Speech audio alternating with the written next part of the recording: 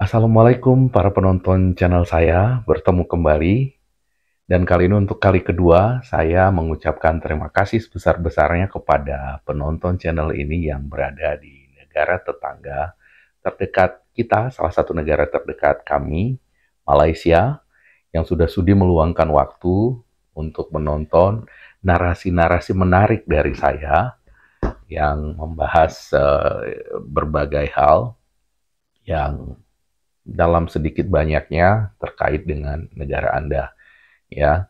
Jadi sebagai ungkapan rasa terima kasih saya yang sepanjang video ini, channel ini saya buat karena ini bukan pekerjaan profesional saya, hanya pengisi waktu luang untuk menyampaikan gagasan ataupun pikiran atau sekedar mencari hiburan dengan membaca komentar-komentar yang muncul di beranda. Ya, saya mengucapkan untuk kali ini spesial untuk Anda di Malaysia. Saya mengundang Anda untuk menyalakan subscribe channel ini dan nyalakan loncengnya supaya Anda tidak ketinggalan video-video dari saya yang membahas beberapa hal, mungkin counter narasi terhadap netizen-netizen, YouTuber, baik itu dari Indonesia ataupun itu dari negara Anda, yang membawa narasi-narasi yang merendahkan negara kami. Ya, biarpun mungkin YouTubernya mereka berasal dari Indonesia, tapi saya fokus kepada komentar-komentar yang datang dari negara Anda yang merendahkan negara kami, dan saya akan membuat narasi pembandingnya, ya, narasi pembandingnya. Jadi seperti kita lihat kali ini ada 33% penonton channel ini yang secara geografi ditunjukkan oleh YouTube berasal dari Malaysia. Ya, jadi terima kasih sudah meluangkan waktu dan kuota untuk menonton channel ini. Terima kasih sekali lagi. Silakan subscribe yang belum subscribe ya. Oke, sekarang kita berlanjut ke pembahasan kali ini. Ini saya tidak berbicara tentang Borunaga ataupun Sari Ting-Ting, tetapi komentar-komentar yang masuk ke video saya sebelumnya yang berasal dari negeri seberang, Malaysia. Saya mau membahas sebuah komentar dari Malaysia yang menurut saya lucu itu ya, yang itu sangat menghibur bagi saya. Ya, ketika ada waktu senggang di sela-sela pekerjaan saya baca-baca komentarnya, dan ini satu komentar lucu yang saya pikir sangat khas Malaysia, ya, yang pantang tak top kata orang Medan, yang merasa terluka harga dirinya melihat orang lain tidak di bawahnya posisinya, melihat kami yang di Indonesia ini berada di posisi yang tidak di bawah kalian, ya. Nah, ini komentar yang akan saya bahas ini selanjutnya, tapi komentar itu dipicu oleh komentar yang ini di video saya sebelumnya. Mari kita baca. Ya, di sini kita lihat seorang netizen Malaysia bernama Ensam8733 yang menanggapi video karikatural saya yang menunjukkan betapa konyolnya argumen cherry picking yang dipakai oleh Borunaga menunjukkan kejelekan negara kita, yang ditanggapi dengan begitu bersemangat oleh warga Malaysia di channel YouTube-nya itu untuk menjelek-jelekkan negara kita, untuk merendahkan negara kita. Di situ ya. Jadi Ensam ini mengatakan, maaf ya, kalau dilihat dari gaya kamu memang tidak dinafikan, memang Anda educated. Tetapi sayangnya cara penyampaian kamu tidak seperti apa yang tergambar dalam pikiran. Kenapa begitu cetek pemahaman kamu dari segi pernyataan data serta fakta dan seolah-olah merendahkan level diri kamu sendiri. Contoh-contoh yang kamu tiarakan, mungkin yang utarakan atau pamerkan kepada umum itu kamu ciduk dari data blogger orang lain. Mana data dan fakta kamu yang real? Hello bro, kalau mau hentam warga kamu sendiri, tak usah cuit-cuit negara orang. Kalau kamu, itu sebenarnya ada panjang lagi pembahasan dia ya. Kalau mau baca selengkapnya silahkan masuk ke video sebelumnya. Tapi itu nggak penting lah.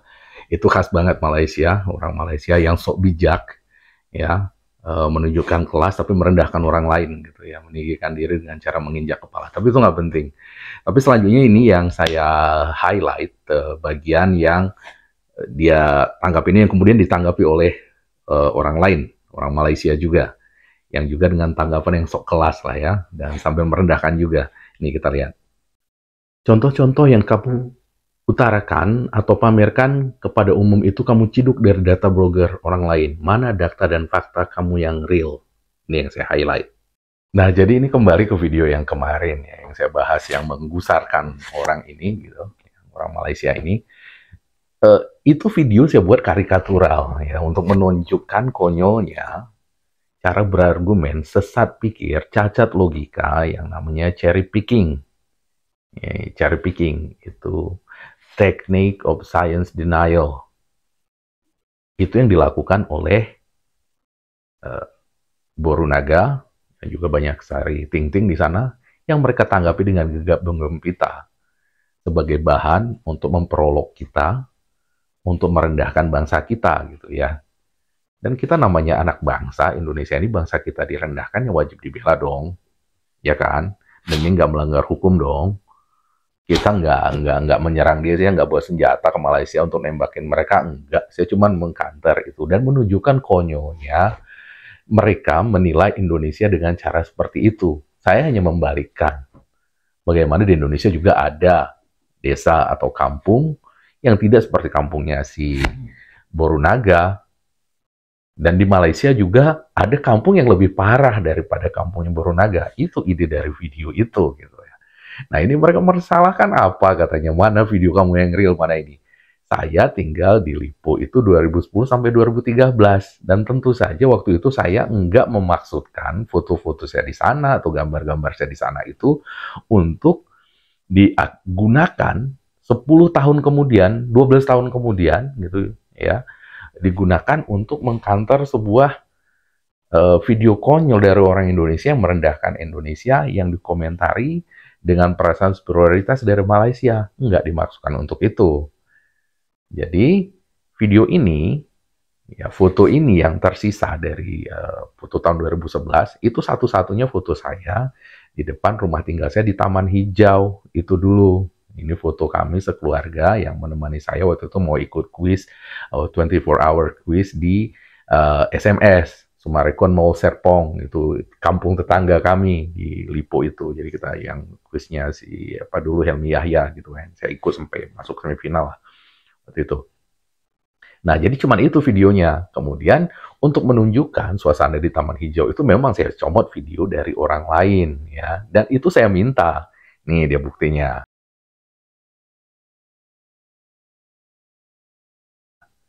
Itu loh. Bapak orang Malaysia yang merasa kelas ya.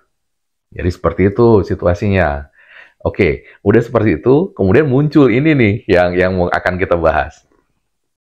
Nah, ini komentar dari ZB9074 untuk komentar Ensam-Sam tadi ya, menanggap itu dia bilang, "You just took the words from my mouth." Emoticon ketawa, kasihan dia bro.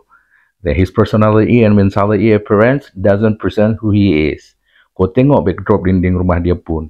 Data what kind of living he has. Katanya ya, ketawa lagi. He's dreaming. It's okay mimpi tuh katanya kan. Khas Malaysia lah ya. Kalau nggak percaya diri dia ngomong cuma pakai bahasa Melayu, harus dicampur bahasa Inggris. Karena memang nggak mampu mereka mengungkapkan gagasan murni dalam bahasa Melayu. Kemudian dilanjutkan lagi. Viewers dia pun level 0. Kebetulan pula aku scroll YouTube, muncul pula channel Haprak nih. Sudah aku blog je. Jangan harap nonggol di feeds aku lagi. Kita doakan saja, semoga impian dia Allah makbulkan. Semoga dia boleh kaya, tidak perlu ngonten. Gak ngonten, gak makan. By the way, babu aku dari Lombok, dah kaya, punya rumah gede, lantai marmer. Marmer lagi. Entah apa masalah Malaysia ini dengan marmer, kok nganggap marmer itu mewah sekali ya. Padahal di sini kita di mana-mana pakai marmer. Di kampungnya sejak 12 tahun bekerja di rumah aku. Alhamdulillah. I love her, macam kakak aku sendiri. Ya, sekarang kita bahas ya, kenapa orang ini saya katakan megalomaniak, narsisik, personality disorder, dan pengecut di dalam satu paket, gitu ya. Kenapa? Ini kita lihat nih komentar dia nih. Ada komentar orang normal kayak begini nih, gitu kan. Kesian dia bro, his personality and mentality appearance doesn't present who he is. Dari mana lu tahu? Ya kan? Jadi dari mana dia mengambilkan kesimpulan ini? Ini orang megalomania kenapa ya? Dia ini ngerasa apa nggak tahu apa profesinya nih orang, nggak tahu apa pendidikannya, tapi sok menjadi psikolog dengan data-data sangat terbatas. Dan dari mana dia mengambilkan kesimpulan itu?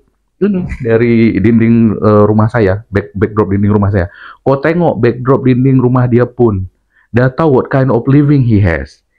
He's dreaming, he's okay, mimpi itu gratis. Maksud dia ini apa gitu ya, mimpi gratis dari sini.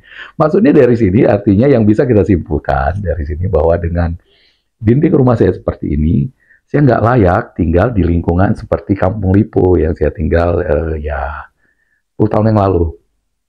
Itu di sana yang saya tinggalkan ya. Jadi saya pindah dari sana dulu. Kenapa? Karena saya nggak bekerja di situ lagi. Gara-gara istri saya minta pindah ke Bali. Karena menurut istri saya itu pendidikan anak untuk membesarkan anak itu lingkungannya lebih kondusif di Bali daripada di daerah sana, Jabodetabek gitu ya. Hal-hal seperti itu di metropolitan di sini masih ada yang ke pantai, kemana dekat, lebih alami gitu. Di sana kan kita kalau mau ke pantai juga jauh, paling ke Carita gitu kan. Untuk di Ancol kan nggak bagus. Di sini masih dekat dengan alam, ya sawah-sawah ada gitu, dan juga modernitas kita dapat gitu. Jadi itu alasannya kenapa dulu saya pindah dari sana gitu. Kemudian dan ini di sama dia ini dinilai jadi katanya mimpi, atau mungkin dia pikir ya Kampung Lipo itu di Indonesia ini segitu mewahnya, nggak layak orang Indonesia tinggal di sana. Ini persis pengalaman saya waktu pertama kali ke Malaysia dulu. Saya waktu itu diundang oleh FAO untuk mewakili Indonesia dalam sebuah konferensi kopi di Chiang Mai. Tapi saya terbang dari Jakarta langsung ke Bangkok, pulangnya saya mau Medan gitu. Jadi waktu ke Medan nggak ada pesawat langsung dari Bangkok ke Medan, jadi saya harus transit di Pulau Pinang di Penang gitu. Jadi pertama saya sampai ke bandara itu langsung diliatin nih buah koper, pakai suit lah ya, baju lengkap gitu, dasi. Ditanya sama petugas imigrasinya, ya kita ngomong bahasa Inggris. Kemudian begitu saya keluarkan paspor, dia kaget gitu ngeliatin saya dari atas ke bawah gitu kan. Awak orang Indonesia katanya. Iya saya bilang pas Garuda. Wah, orang Indonesia kenapa boleh naik nih katanya. Jadi maksudnya kita orang Indonesia tuh kok bisa naik pesawat gitu. Jadi begitulah mereka ngelihat kita orang Indonesia ini gitu kan. Begitu saya kasih paspor Garuda itu udah kaget. Saya pikir awak tuh orang Taiwan katanya. Dia pikir saya orang Taiwan. Apa muka saya kayak orang Tionghoa ya? Nggak tahu lah. Nah jadi seperti itu katanya. Jadi begitu dia ngomong ini mimpi itu, saya kebayang lagi petugas imigrasi Malaysia itu orang Malaysia pertama yang saya ketemu langsung di negaranya ya, itu yang petugas imigrasi yang kaget itu gitu.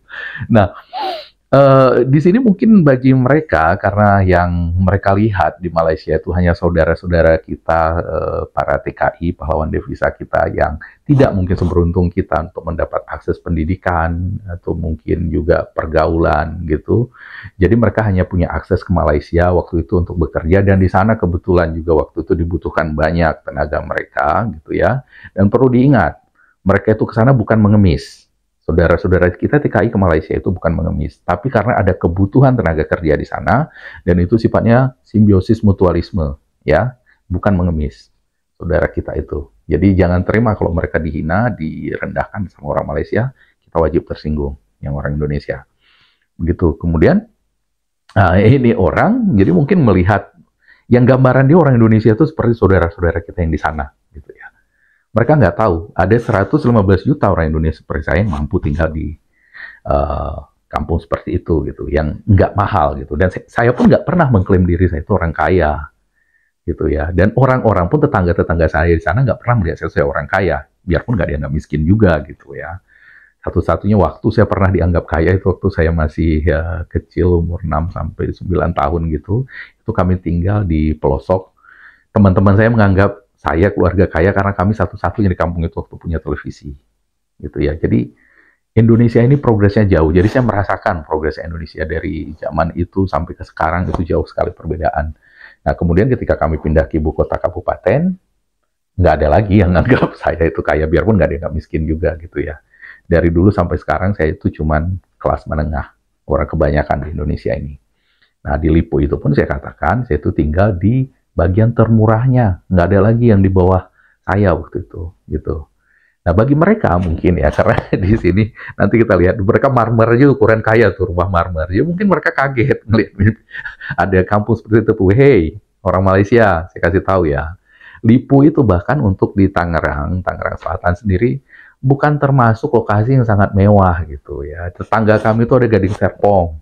Di sebelahnya itu ada Bumi Serpong Damai. Di Bumi Serpong Damai itu nggak ada rumah yang sewa 11 juta ke tempat saya itu. Ya, saya nggak tahu berapa, paling nggak 30, 40, 50 ke atas lah di situ sewa rumah. 50 juta. Dan di sana ada 20.000 orang yang tinggal di Bumi Serpong Damai. Gading Serpong saya nggak tahu, terus itu ada Alam Sutra. Terus ada kelas menengahnya juga di seberang Lipo itu persis itu namanya Islamic Village, kampung Islam. Ya, agak jauh ke sana ada agak di bawah Lipo juga itu ada Citraland. Ini kita belum ngomong Jakarta. Kalau ke Jakarta mungkin kebuka mulut kalian tuh nggak bisa nutup lagi. Pantai Indah Kapuk, di Pondok Indah, Bintaro, nggak usah cerita Menteng, nggak usah cerita Menteng dulu. Itu lebih parah lagi di Kelapa Gading, kemudian mungkin kalian lewat itu ke daerah Kayu Putih, itu rumah segede-gede gaban di situ.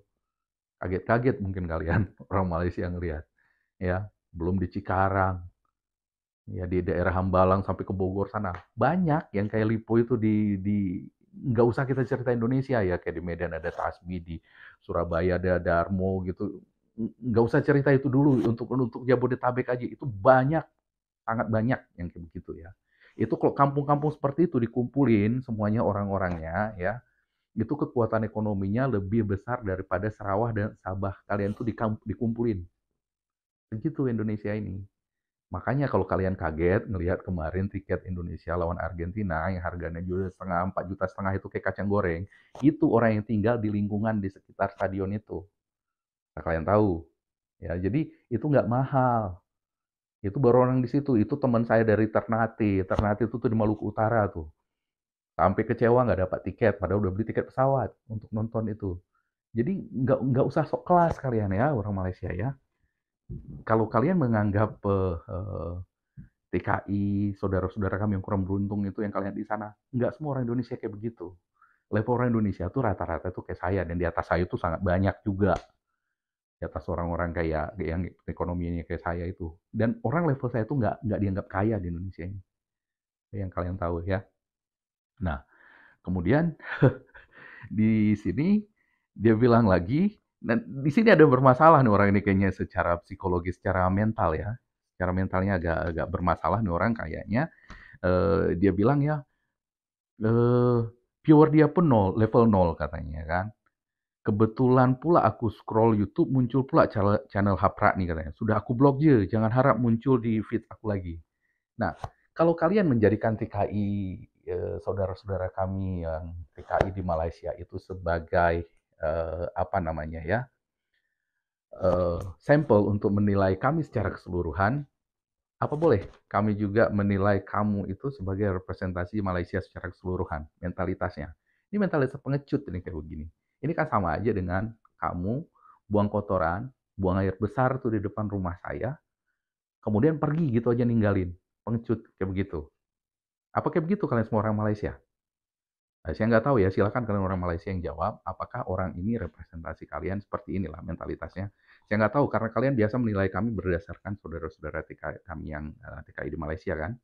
Ya boleh dong, kami juga menilai kalian dengan cara seperti itu, ya kan. Etikanya kan begitu ya, yang namanya etika universal gitu. Lo boleh ngegaplok kepala gue dengan alasan A, gue juga boleh balik ngegaplok kepala lo pakai alasan A juga gitu ya. Nah, di sini kemudian dia katakan, nah ini nih, ini modelnya nih kayak begini nih, lihat ya. Jangan muncul lagi. Tapi kemudian dia sok religius gitu, bawa-bawa nama Tuhan. Kita doakan saja supaya impian dia Allah makbulkan. Dia hilang, tapi dia berdoa gitu. Itu kan ngenyek Tuhan, dia berani ngenyek gitu. Nah, semoga boleh kaya, tidak perlu ngonten. Nggak ngonten, nggak makan. Viewer, nol. Kemudian semoga boleh kaya, tidak ngonten, nggak makan. viewer nol makan, gimana ininya? Ada bermasalah orang ini nih kayaknya di dalam ininya, ada korslet di kepalanya. Kemudian, by the way, nah ini pamer lagi nih orang nih, narsisnya muncul lagi nih, narsisnya. Megalomania udah, sekarang narsis. By the way, babu aku dulu dari Lombok. Nggak tahu lah ini bahasa orang ini apa ya. Babu itu di kita kan kasar sekali ya, mengatakan masih nggak akan ada lah orang Indonesia ngomong sama orang yang terdekatnya membantu rumah itu babu. Kita itu punya kata yang lebih sopan, mbak, bibi gitu. Artinya dia itu kita anggap bagian dari keluarga kita. Ini mereka katakan babu. Ya kita nggak tahu juga ya, bahasa Malaysia ini kan bahasa Melayu yang memang nggak berkembang gitu. Makanya kayak begini nih, jangankan pakai untuk di seminar, jangankan dibuat untuk pertemuan ilmiah, bahkan untuk sekedar berkomentar di YouTube pun, mereka itu nggak mampu menggunakan bahasa Melayu penuh, murni gitu. Itu harus dicampur-campur dengan bahasa Inggris, dengan bahasa penjajahnya. Harus campur-campur. Nggak bisa dia kayak kita gitu, sepanjang sejam gitu. Dan saya ini udah berapa menit, ada mungkin satu dua bahasa Inggris ya, tapi sedikit sekali lah nyampur gitu. Kebanyakan saya penuh ngomong bahasa Indonesia gitu. Karena bahasa kita itu memang berkembang dan dikembangkan dan siap untuk perubahan. Yang sekarang ini bahasa mereka enggak, cuman klaim-klaim aja bahasa kita dipakai. Mereka sendiri nggak mampu berbicara kayak kita ini murni dalam bahasa Indonesia. Ya, kemudian dia bilang dari Lombok, udah kerja punya rumah gede, pamer nih di kampungnya, punya marmer, marmer lagi apa masalah apa sih kalian ini orang Malaysia ini dengan marmer? Di Indonesia ini biasa banget orang itu punya punya rumah marmer. Kalian koknya kayak marmer itu kayak udah sultan banget gitu. Dan kemudian di kampungnya sejak bekerja 12 tahun di rumah aku. Alhamdulillah, I love her macam kakak kandung aku. Ini mungkin kalau kita di Indonesia agak agak absurd nih, agak agak rancu ya. Babu love itu nggak cocok, love her macam kakak kandung, tapi mungkin bahasanya mereka begitu ya, namanya bahasa ya ketinggalan di masa lalu gitu, bahasa nggak berkembang, cuman ini aja. Jadi begitu dulu video kali ini, silahkan kalian nilai bagaimana karakter orang-orang ini, dan saya yakin akan banyak lagi komentar-komentar menarik dari orang-orang Malaysia yang sekarang mulai menggemari channel saya ini. 30% penontonnya dari sana. Nanti kita tunggu lagi dan kita review satu persatu. Demikian dulu dari saya kali ini. Assalamualaikum warahmatullahi wabarakatuh. Merdeka!